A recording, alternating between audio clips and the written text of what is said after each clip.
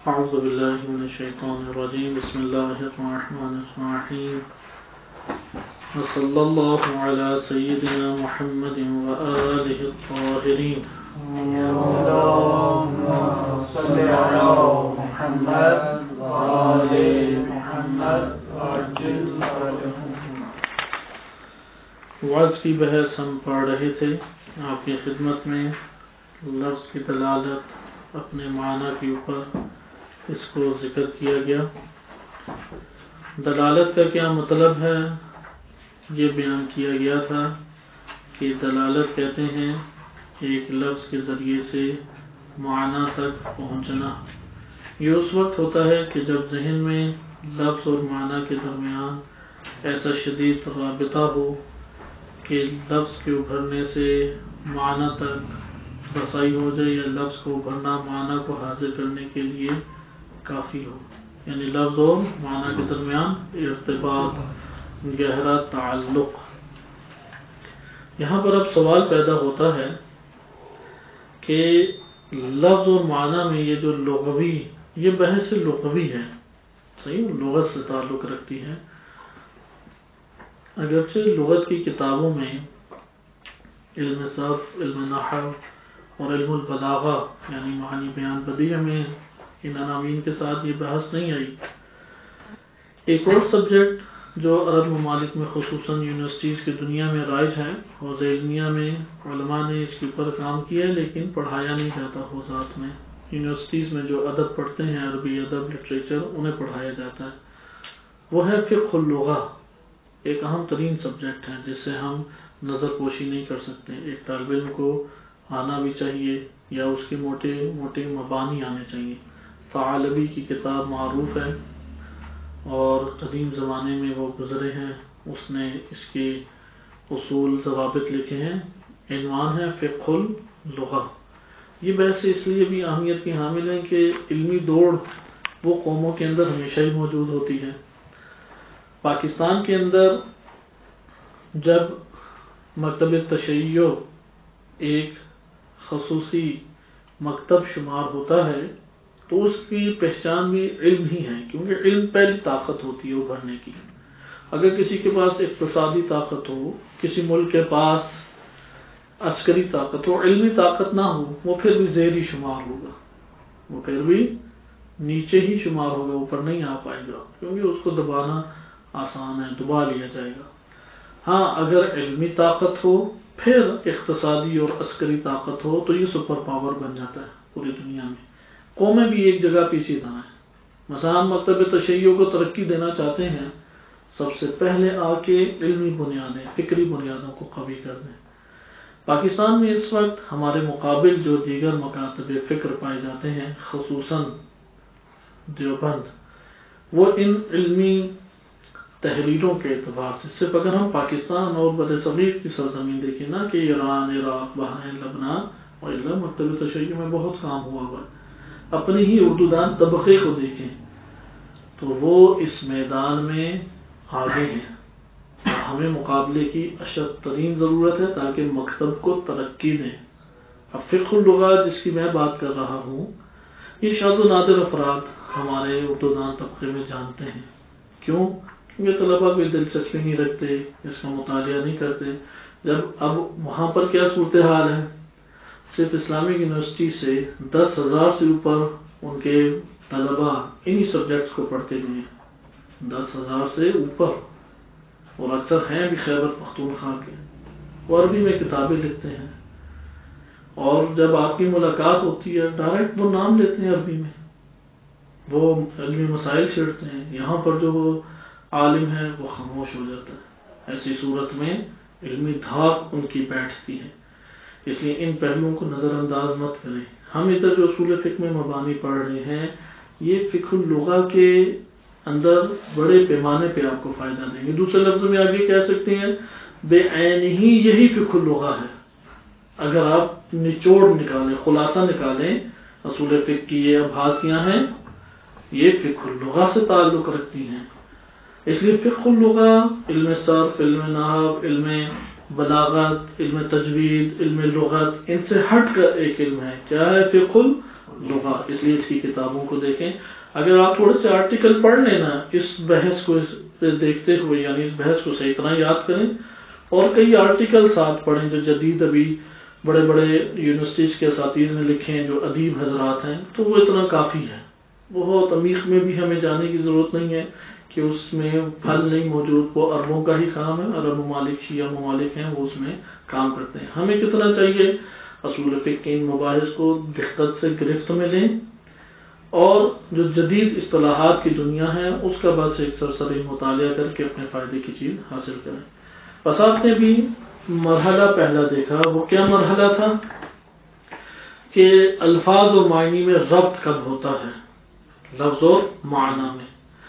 اب یہ بات تو مسلم ہے معاشروں میں، خصوصاً عرب دنیا سے جو کلمات آئے، قرآن کریم کی آیات ہیں، روایات اہل بیت علیہ السلام میں لفظ کے معنی ہیں، اس میں کوئی شک نہیں ہے. کیوں یہ لفظ کے معنی بنے؟ اس کی تشریح میں اختلاف ہے. سارے اختلاف کہاں آ گیا؟ اب مثلا ڈکشنری آ کے ایک لفظ کا معنی بتاتی ہے، سوال یہ پیدا ہو گیا اس لفظ کے ذریعے سے اس معنی کو کیسے سمجھا گیا ہے. یا آپ نثر پڑھتے ہیں، کوئی شعر پڑھتے ہیں، کوئی کلام پڑھتے ہیں اور ایک لفظ سے اس کا معنی لیتے ہیں لغتاً، سوال یہ پیدا ہوگا کہ یہ معنی کیسے حاصل ہو گیا، یہ لفظ کی اس معنی پہ دلالت کیسے ہوئی. بس لفظ کا معنی سے ربط ہے.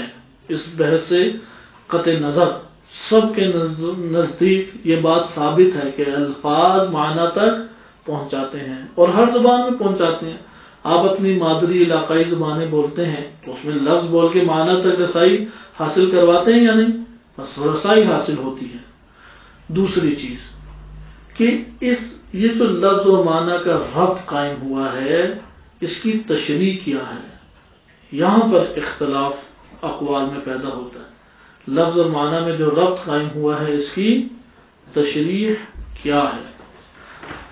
یہاں پر آپ کے سامنے 4 تشریحات ذکر کی جاتی ہیں اور ان تشریحات کے لیے اگر آپ ایک بڑے پیمانے پہ تحقیق چاہتے ہیں، انشاءاللہ ہلکے ثانیہ خدا توفیق دے تو ہم پڑھیں گے، کچھ اس میں آئے گی، لیکن کاملاً آپ بڑے پیمانے پہ اس کو گھیرنا چاہتے ہیں تو یہ موقوف ہے درس خارج کے اوپر. اس لیے آپ بزرگ علماء کے درس خارج پڑھیں. مثلا شیخ صدر کا صحیح طریقے سے نظریہ سمجھنا ہے تو کہاں سے آپ کو سمجھ آئے گا؟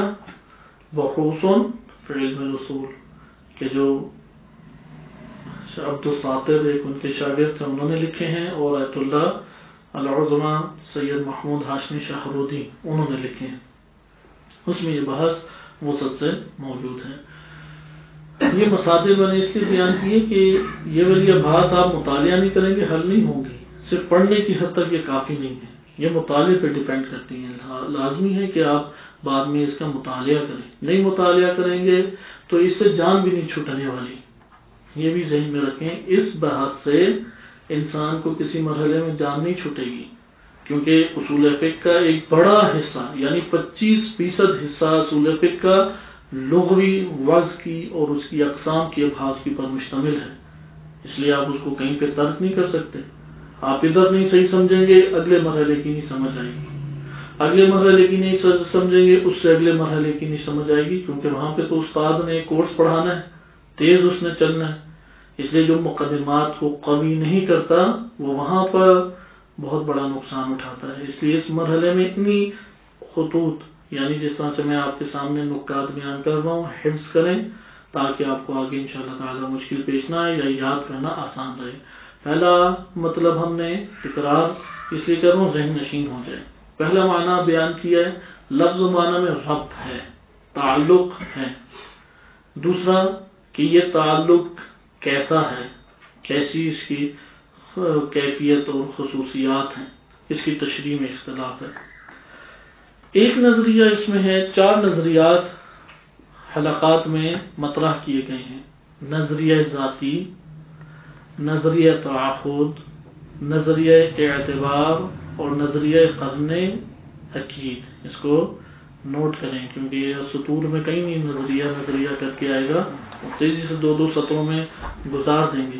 اولا نظریہ ذاتی یا نظریہ جعل بھی کہتے ہیں، نظریہ جعل واقعی. نظریہ جعل واقعی، دوسرا نظریہ نظریہ تعہد، نظریہ تعہد عہد سے ہے تعہد، تیسرا نظریہ ہے نظریہ اعتبار، چوتھا نظریہ ہے نظریہ قرن عقید، چوتھا نظریہ ہے نظریہ قرن عقید۔ پہلا نظریہ عقید، کیونکہ جو میں عین ادا کرتا ہوں وہ بہت زیادہ گاڑی ہے، پتہ لگ جاتا ہے کہ الف یا عین ہے، کرنے عقید، صحیح۔ پہلے نظریے کو آپ دیکھیں، ہم ان نظریہ کا ایک مختصر سا تعارف کریں گے۔ وعظ کی بحث میں ٹوٹل بحث دو حصوں میں ہے، ایک ہے نظریے کا بیان اور ایک ہے مقام استعمال، دوسرا کیا پہلو ہے مقام استعمال۔ ہم ابھی نظریے کی تشریح میں، مثلا آپ لکھیں الوضع، دو سرے نکال لیں، الوضع دو سرے نکال لیں، نہیں ٹوٹل بحث بتا رہا ہوں کہ بحث ہماری دو امور میں گھومتی ہے، کیونکہ آگے کی کتابوں میں نا جب مقام استعمال لفظ آتا ہے تو تب سمجھ نہیں آتی ہے کیا، اس لیے کہ قبل اس کے کہ یہ اشتباہ پیدا ہوا آپ کے لیے۔ مثلا کفایہ ہے، کفایہ میں جب آپ پڑھ رہے ہوں گے، اب وعظ کے درمیان وہ مقام استعمال کو بیان کر دیتے ہیں، وہاں پہ خصوصی طور پہ مقام استعمال یا اس کے اعتبار سے تقسیم اس کو ذکر کیا جاتا ہے، وہاں پہ انسان توجہ کرتا ہے یہ مقامی استعمال کیا تھا، ہم تو پہلی دفعہ سن رہے ہیں مقامی استعمال، یعنی ایک مقام نظریہ ہے اور ایک مقام استعمال ہے، بس انہی دو جہات میں ہماری یہ والی وعظ کی گفتگو ہوگی۔ وعظ اور اس کی اقسام یہ کتنے حصوں میں تقسیم ہے؟ دو میں، ایک ہے نظریہ وعظ، کیا ہے وعظ، اور دوسرا ہے مقام استعمال۔ ادھر اقسام وعظ بھی ہم ملاحظہ کریں گے، مقام استعمال، یہ دو حصوں میں ہماری بحث ہوتی ہے۔ ایک ہے نظریہ وعظ، نظریہ وعظ کے ذیل میں آپ یہ چار نکات لکھ سکتے ہیں جو میں نے بیان کیے، یہ 7 سے 8 بڑے بڑے نظریات ہیں، بقیہ درس خارج میں پڑھے جاتے ہیں اور اتنے وہ نہیں ہیں، بہاری نظریات نہیں ہیں۔ وعظ نہیں تقسیم، جو بحث وعظ اصول فقہ کی کتابوں میں کی گئی ہے اسے دو مرحلوں میں بیان کیا جاتا ہے۔ ایک مرحلہ ہے نظریاتی مرحلہ، نظریہ وعظ، اور دوسرا مرحلہ ہے مقام استعمال، استعمال کے مورد میں جب آپ لفظ کو استعمال کرتے ہیں۔ واضح یہ بات، یہ دو آپ نے جدا طور پہ بحثیں کی جاتی ہیں۔ ابتدائی کتابیں کیونکہ وہ صرف اجمالی صورت میں مختصر ہیں، اس لیے ادھر کوئی عنوان بندی نہیں ہوتی، سطور میں ذکر کر دیا جاتا ہے، جیسے ابھی آج انشاءاللہ تعالی آج یا کل ہم عبارت پڑھیں گے تو آپ اس میں دیکھیں گے کہ ایک ایک سطر میں یہ جو بیان شدہ معنی آپ کی خدمت میں یہ موجود ہیں، اور ان کی طرف بار بار توجہ دلانا وہ ایک استاد کا کام ہوتا ہے تاکہ ایک طالب علم کے ذہن میں بیٹھ جائے پوری بحث اور اہم نکات وہ بیٹھ جائیں۔ اس لیے آپ اپنے ذہن میں اس کو اچھے طریقے سے بٹھائیں کہ ایک ہے نظریاتی بحث، نظریہ وعظ، اور جب نظریہ وعظ ہو چکا، لفظ ایک معنی کے لیے ایجاد ہو چکا، اب اس کی قسمیں ہیں، استعمال کے طریقے ہیں، استعمال کے طریقوں میں اور قسموں میں اس کو مقام استعمال کے عنوان سے بیان کرتے ہیں اور ادھر جا کے اس کی تقسیم بندی کرتے ہیں۔ آشکار ہوئی یہ بات؟ پہلا نظریہ وعظ میں ہم پڑھ رہے ہیں کہ نظریہ جعلی واقعی یا نظریہ ذاتی، اس کے مطابق لفظ اور معنی میں جو تعلق ہے وہ خارجی ذاتی تعلق ہے، جس طرح علت اور معلول کا آپس میں تعلق ہوتا ہے۔ یعنی ہم نے دلالت کی بحث میں یہ نقطہ پڑھا تھا، پہلے خارج میں دلالت ہوگی، اس کا علم حاصل ہوگا انسان کو، علم حاصل ہونے کے بعد لفظ اور معنی میں اس قدر ربط اور تعلق پیدا ہوگا کہ لفظ کے ذریعے سے معنی تک رسائی حاصل ہو۔ نظریہ ذاتی سے کیا مراد ہے کہ خارج میں جس طرح آگ اور حرارت میں تعلق ہے نا، اب آگ اور حرارت پوری دنیا میں آگ حرارت دیتی ہے یا نہیں؟ امریکہ چلے جائیں، ایشیا چلے جائیں، آسٹریلیا چلے جائیں، افریقہ چلے جائیں، وہاں پہ جو آگ ہوگی اس سے حرارت صادر ہو رہی ہوگی یا نہیں؟ آگ اور حرارت صادر ہو رہی ہوگی نا. بس اس کے اوپر غور کریں کہ یہ جو آپس میں تعلق ہے یہ ان کی ذات میں موجود ہے یا اعتبار کرنے والے نے اعتبار کیا تو یہ تعلق آیا ہے؟ ذات میں ان کی موجود ہے نا. اسی طریقے سے وہ کہتے ہیں لفظ اور معنی میں ربط اور تعلق پایا جاتا ہے. لفظ اور معنی میں ایسا ہی تعلق پایا جاتا ہے کہ لفظ کی دلالت اپنے معنی پہ لا محالہ ہوگی، لا محالہ ذاتی تعلق ہے. اس سے دو نظریات سامنے نکلتے ہیں. یعنی اس کا یہ مطلب ہے ذاتی تعلق کون ایجاد کرتا ہے؟ اللہ تعالیٰ خالق ہے نا اشیاء کا، اس نے اشیاء میں وہ ذاتی تعلق رکھا نا. آگ میں حرارت کس نے رکھی ہے؟ اللہ سبحانہ و تعالیٰ. بعض اہل حدیث طبقہ اور بعض شیعہ علماء اس بات کے قائل ہیں کہ لغت کی ایجاد اللہ تعالیٰ نے کی ہے. اللہ نے الفاظ کو اس طرح سے وضع کیا ہے کہ وہ اس کے اوپر دلالت کریں. بس ایک دفعہ لفظ اور معنی میں ذاتی تعلق کا نظریہ ہے اور اس کے مقابلے میں اعتباری ہے. ذاتی تعلق کی تشریح کچھ فرق ہے. ایک تشریح اہل حدیث کرتے ہیں، وہ ہمارے مد نظر نہیں ہے، اور ایک تشریح ہمارے ہاں کی جاتی ہے. آپ نے ملاحظہ کیا ہوگا کہ آگ ہے اور ایک حرارت ہے اور ایک ان کے درمیان تعلق ہے. واضح یہ بات، ایک ان کے درمیان کیا ہے؟ تعلق. آگ کیا کہلاتی ہے؟ لازم ہے یا حرارت لازمہ ہے؟ آگ کا لازمہ حرارت، آگ ملزوم ہے، حرارت لازم ہے جو اس سے لی جاتی ہے، اور ان دو کے درمیان ملازمت کا تعلق ہے. یہ جو ملازمت ہے یہ حقیقی واقعی طور پہ موجود ہے یا نہیں؟ حقیقی اور واقعی طور پہ موجود ہے یا نہیں ہے؟ ہے. اسی طریقے سے وہ یہ کہتے ہیں کہ یہاں پہ یہ جو تیسری نوع ہے وہ بھی حقیقت میں موجود ہے، اگرچہ دکھائی نہیں دے رہی. اگرچہ ہمیں صرف آگ اور حرارت دکھائی دے رہی ہے، لیکن ان کے اندر ایک ملازمت کا جو تعلق ہے حقیقی طور پہ پایا جاتا وہ بھی موجود ہے اپنی جگہ پہ. تو اس طور پہ کہتے ہیں کہ لفظ کے اندر بھی واقعی ایک ربط اور تعلق پایا جاتا ہے معنی کے ساتھ.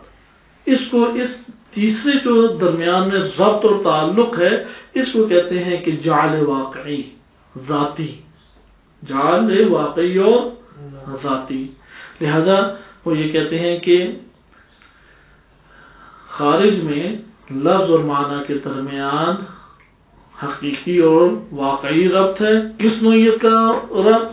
جیسا کہ آگ کے درمیان ملازمت حقیقی کا ربط ہے، اسی طرح ان کے درمیان بھی ملازمت حقیقی کا ربط ہے.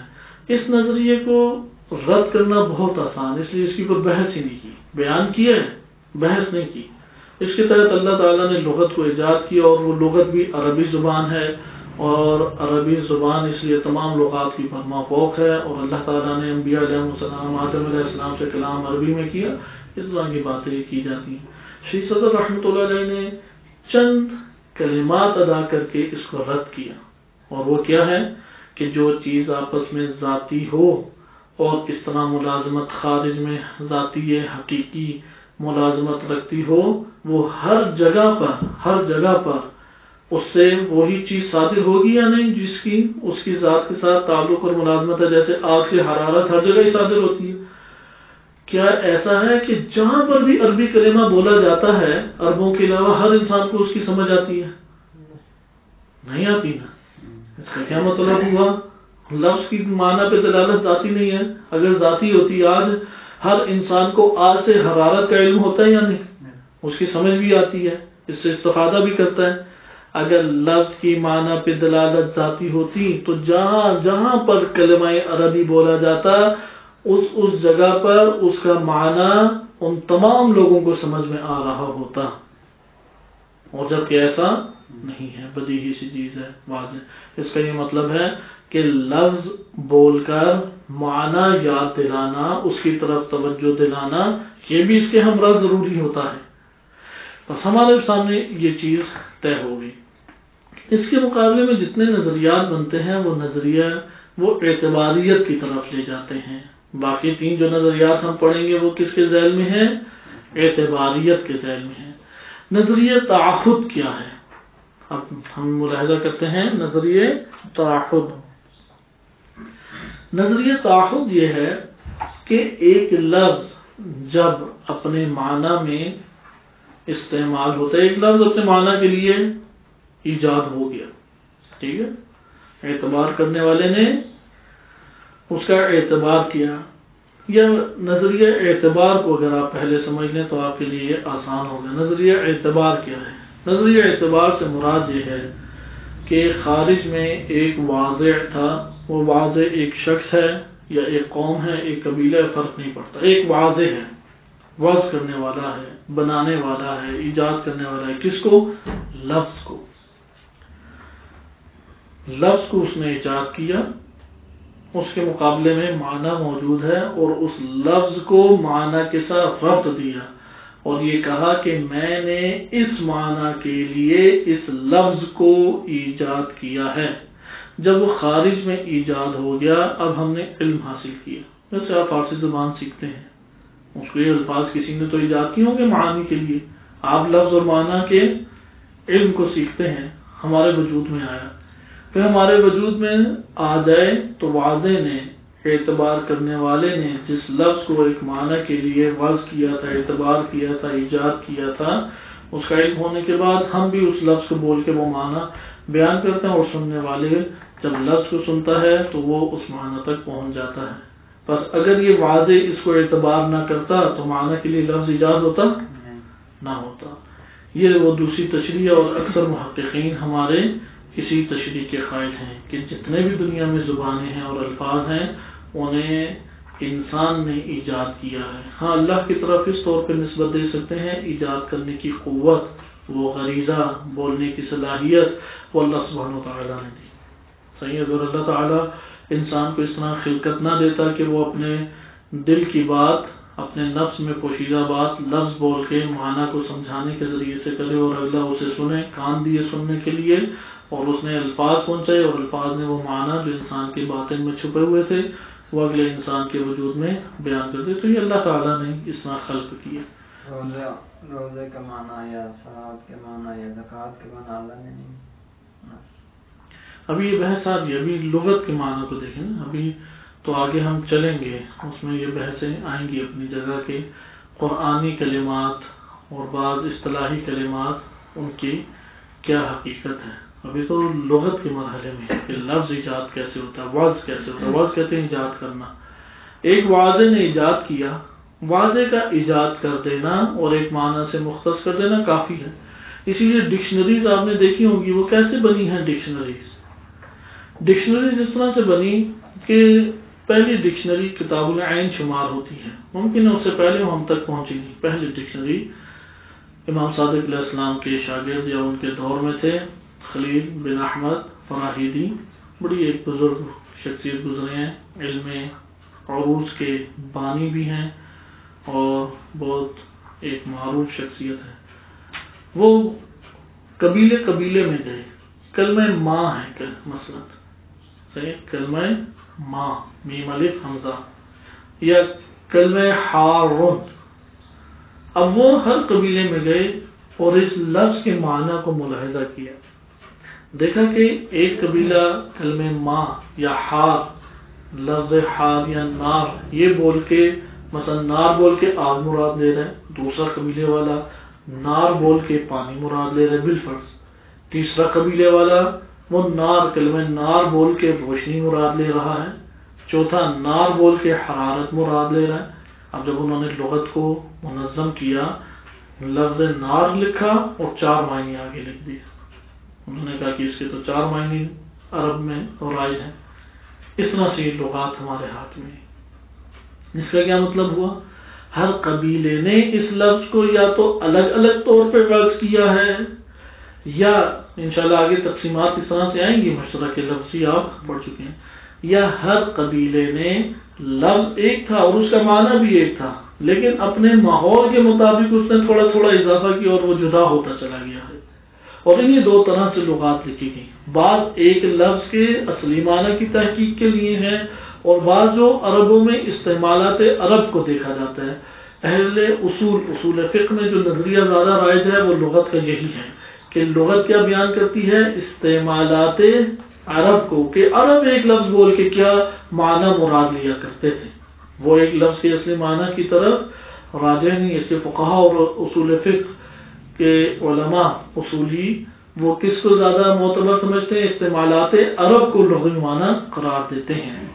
بس آپ نے یہ ملاحظہ کیا کہ اب یہ انہوں نے استعمالات عرب یہ واضح نے وضع کیے ہیں اور اس کا علم ہوا۔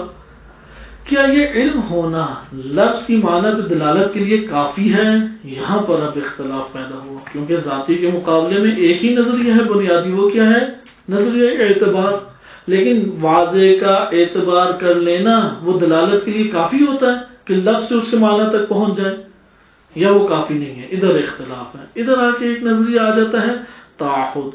تعہد میں ایک شرطیہ جملہ پایا جاتا ہے، قضیہ شرطیہ فعلیہ پایا جاتا ہے۔ وہ کیا ہے کہ جب بھی لفظ بول کے معنی کو سمجھانے کا ارادہ ایک انسان کرے گا، جب بھی لفظ بول کے معنی کو سمجھانے کا ارادہ کرے گا تو وہ اس معنی کے لیے اس لفظ کو لے کر آئے گا، اس نیت کے ساتھ کہ میں لفظ بولوں اور یہ معنی پہنچ جائے۔ یعنی ایک طرف واضح نے اپنی جگہ پر واضح کیا تھا، مثال کے طور پہ النار، کلمہ نار آگ کے معنی کو بیان کرنے کے لیے واضح نے آغاز کیا۔ آپ نے عربی سیکھی، پڑھا، جانا، حفظ کیا، نار آگ پہ دلالت کریں۔ اب آپ عربی میں بتانا چاہتے ہیں کہ النار حارۃ، حار گرم ہے، یا حرارت النار ہے، یہ بتانا چاہتے ہیں، تو آپ اپنے وجود کے اندر یہ عہد کریں گے اپنے نفس کے ساتھ کہ میں یہ عہد و پیمان باندھتا ہوں، یہ نیت کرتا ہوں، یہ ارادہ کرتا ہوں کہ میں آگ کا معنی سامنے مخاطب اور سننے والے کو پہنچانا چاہتا ہوں لفظ نار بول کر، اور یہ عہد کر کے جب میں یہ عہد کروں تو تب یہ جب معنی ادا کروں گا تو تب جا کے لفظ کی دلالت معنی پر ہوگی۔ اس کا یہ مطلب ہے اس میں دو امر ہیں۔ امر اول یہ ہے، اس کی دو طرفیں ہیں، یعنی نظریہ تعہد دو حصوں میں تقسیم ہے، دو حصوں میں تقسیم ہے۔ اسے صحیح طرح سے سمجھے نظریہ تعہد، کیونکہ یہ ہمارے بزرگان نے بیان کیا اور آیت اللہ خوئی رحمۃ اللہ علیہ وہ اسی نظریے کے قائل تھے۔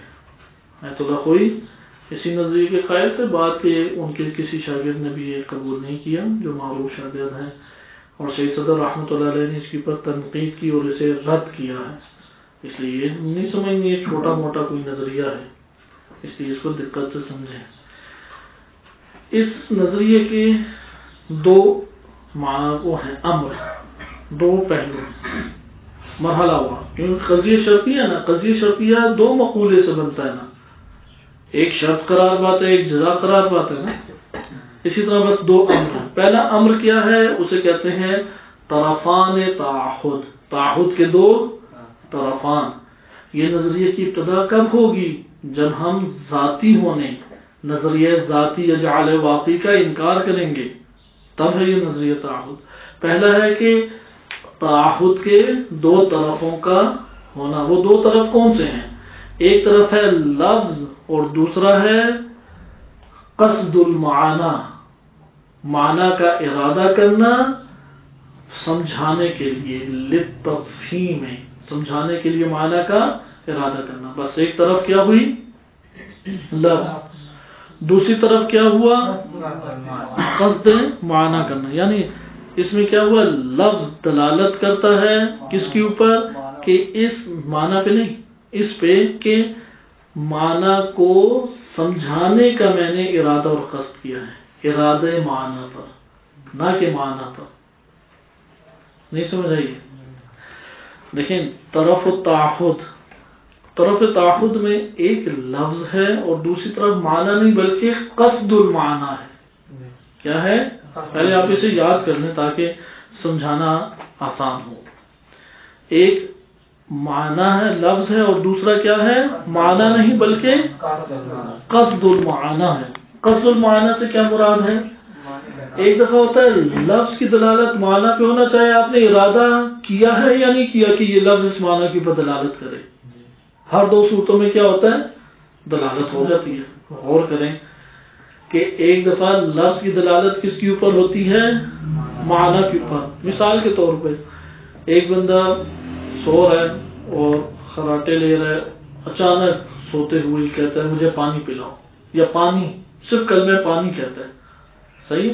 اب جب کلمہ پانی کہتا ہے تو کلمہ پانی کی دلالت معنی پانی پر ہوگی یا نہیں ہوگی؟ یعنی آپ سنیں گے تو کیا لفظ اس کے منہ سے سوتے ہوئے، یا ایک بیہوش بندہ ہے، بیہوش بندہ کہتا ہے کہ وہ آ جائے تو میں اسے پکڑوں گا، یا مثلا کہتا ہے کہ جاگنا، لفظ جاگنا کہتا ہے. آپ اس لفظ کو سننے سے کوئی معنی سمجھے؟ بس یہ لفظ کی معنی پھر معنی پہ دلالت ہوئی نا، کیونکہ ہم نے دلالت کیا پڑھی ہے؟ لفظ بول کے معنی کا فوراً ذہن میں آ جانا. اس کو کہتے ہیں لفظ کی دلالت معنی پر. لیکن نظریہ تعہد میں کیا ہے؟ لفظ کی دلالت قصد معنی پر، نہ کہ معنی کے اوپر. کس کے اوپر؟ قصد معنی پہ. کیسے؟ یعنی میں لفظ کو، یعنی وہ تعہد کرتا ہے، تعہد، کیونکہ ہم نے تعہد کے طرف پڑھ رہے ہیں نا. وہ تعہد کرتا ہے. کس چیز کا تعہد؟ کہ مثلا میری ذات ہے جس سے میں نے اپنی ذات، اپنے نفس سے وعدہ، عہد و پیمان باندھنا ہے. کس چیز کا؟ دو طرف ہوں گی تو دو چیزوں میں عہد و پیمان باندھ رہے ہیں.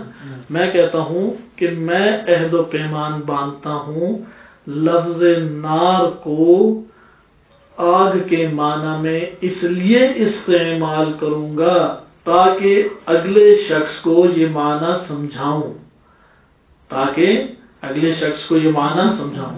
بس میں نے تعہد کیا ہے لفظ کو بول کر ایک خاص معنی کو پہنچانے اور سمجھانے کا ارادہ کرنا. صحیح. یعنی میرا ارادہ کیا ہے؟ میں نے تعہد کس چیز کا کیا ہے؟ نفس کو، معنی کو کسی خاص شخص تک پہنچانے کا ارادہ کرتے ہوئے. صحیح. مثال کے طور پہ میں چاہتا ہوں کہ مجھے پانی پلایا جائے. اب میں نیت نہ کروں کہ مجھے پانی پلایا جائے اور خالی میں کہوں کہ پانی لے آئیں. یہاں پر لفظ کی دلالت اس معنی پر ہوگی جسے میں سمجھانا چاہتا ہوں. کیسے ہوگی؟ یا تب ہوگی کہ جب میں یہ نیتاً کہوں، ارادہ بھی میرا ہو. مثلا میں سو رہا ہوں اور سوتے ہوئے کہوں مجھے پانی پلائیں. یہاں پر ہے کہ میں معنی کو سننے والے کے کانوں تک پہنچانے کا ارادہ کیا میں نے.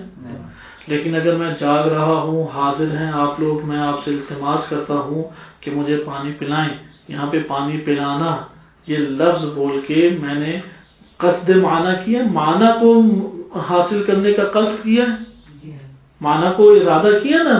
ارادہ معنی کو حاصل کرنے کا قصد، یعنی معنی کو یہ لفظ معنی کے لیے استعمال کرنے کا میں نے عہد و پیمان اپنے نفس کے ساتھ باندھا. کس چیز کی بنیاد پہ؟ کہ میں یہ معنی اگلے کو سمجھاؤں یا اس تک پہنچاؤں. اس کو کہتے ہیں قصد المعنی. ایک لفظ ہے اور ایک معنی کو سمجھانے کا قصد کرنا ہے. تعہد کے یہ دو ہیں، قصد اور ارادہ ایک ہی چیز ہے. الفاظ اور معنی کے درمیان کیا حیثیت رکھتے ہیں؟ ایک دفعہ آپ تعہد نہیں کرتے، بغیر کسی تعہد، بغیر کسی ارادے کے آپ لفظ کو بولتے ہیں، اس کی دلالت معنی پہ ہو جاتی ہے نا. اسے تعہد نہیں کہتے. نظریہ تعہد یہ ہے آپ نے جو لفظ بھی بولنا ہے ایک معنی کے لیے، جو لفظ بھی ایک معنی کو بیان کرنے یا ایک معنی کو پہنچانے کے لیے بولنا ہے، ضروری یہ ہے کہ آپ جب لفظ بولیں تو اپنے نفس کے ساتھ یہ عہد و پیمان باندھیں اور یہ نیت کریں اور یہ اپنے ساتھ تعہد باندھیں کہ میں اس لفظ کو صرف اور صرف اس معنی میں بیان کروں گا تاکہ یہ معنی اگلے کے کانوں تک پہنچاؤں اور اس کے ذریعے سے اپنا مقصود جو میرے اس لفظ اور معنی کے استعمال کے ماورا اس کے پیچھے میرا قصد اور ارادہ تھا اسے حاصل کر سکوں. یعنی وہ تعہد کرتا ہے کس چیز کا؟ کہ میں لفظ کو صرف اسی معنی میں استعمال کروں گا، اس چیز کا تعہد کرتا ہے. ایک دفعہ تعہد کے بغیر لفظ کی معنی پہ دلالت ہوتی ہے اور ایک دفعہ اپنے ساتھ عہد و پیمان باندھتے ہوئے لفظ کی دلالت ہوتی ہے معنی کے اوپر. صحیح ہے. یعنی میں نے عہد کیا ہے کہ میں لفظ موبائل کو استعمال کروں گا بالفرض ایک کاپی کے معنی میں. ایک دفعہ وہ کاپی کے معنی میں استعمال ہوگا میں نے یہ عہد و پیمان باندھا ہے اپنے نفس کے ساتھ کہ میں موبائل کے کلمے کو استعمال کروں گا ٹیلی فون کے معنی میں، اس لیے میں یہ عہد اپنے نفس کے ساتھ کرتا ہوں کہ لفظ موبائل وہ ٹیلی فون کے معنی میں استعمال کروں گا تاکہ اس کے ذریعے سے اگلے تک یہ معنی کو سمجھایا جا سکے اور پہنچایا جا سکے. یہ کہلاتا ہے نظریہ تعہد. نظریہ تعہد میں دوسری چیز یہ آ جاتی ہے، وہ انشاءاللہ تعالی آگے آپ پڑھیں گے کہ تعہد میں دلالت تصدیقیہ ہمیشہ ہوتی ہے، تصور یعنی یہ والی بحث بعد میں دیکھیں گے. نہیں کر سکتا مثلا ہم کہیں عین یا چشمہ، تو اس سے جب عین یا چشمہ کہتے ہیں تو کافی سارے معنی ذہن میں ہوتے ہیں، لیکن جب ہم کاٹ لیتے ہیں کہ اس میں بھی یہ چیز ہے. بس آپ اتنا رکھیں کہ صرف لفظ تعہد کے بغیر لفظ اور معنی میں دلالت ہوتی ہے، نظریہ تعہد نہیں ہے. نظریہ تعہد یہ ہے کہ اس وقت لفظ کی اپنے معنی پہ دلالت ہوگی جب آپ یہ اپنے ساتھ عہد و پیمان باندھیں کہ میں اس لفظ کو اس خاص معنی میں استعمال کروں گا، تب ہے نظریہ لفظ کی دلالت. یعنی لغت میں ایک لفظ جب وضع ہوتا ہے، کب اس میں لفظ کی معنی پہ دلالت ہوتی ہے؟ جب بولنے والا متکلم یہ عہد و پیمان اپنے وجود میں مانے کہ میں جب یہ لفظ استعمال کروں گا تو اس خاص معنی کے لیے استعمال کروں گا اور اس معنی کو دوسرے تک پہنچاؤں گا. اگر اس نے یہ اپنے نفس کے ساتھ تعہد نہ کیا ہو تو وہ کہتے ہیں وضع ہوگا لیکن دلالت نہیں ہوگی. دلالت کب ہوتی ہے؟ کہ جب متکلم بولنے والا، آپ کوئی بھی لفظ ابھی اردو میں بولتے ہیں نا، بولنے سے پہلے عہد کریں گے، میں یہ عہد کرتا ہوں یہ لفظ بول رہا ہوں اس معنی کے لیے، اور جب میں نے یہ عہد کیا ہے اور اس معنی کو پہنچایا پھر اس لفظ کے ذریعے سے اس معنی کے اوپر دلالت ہوگی. اس کو کیا کہتے ہیں؟ نظریہ تعہد. باقی انشاءاللہ تعالی کل ملاحظہ کریں گے. صلی اللہ علیہ محمد وآلہ الطاہرین.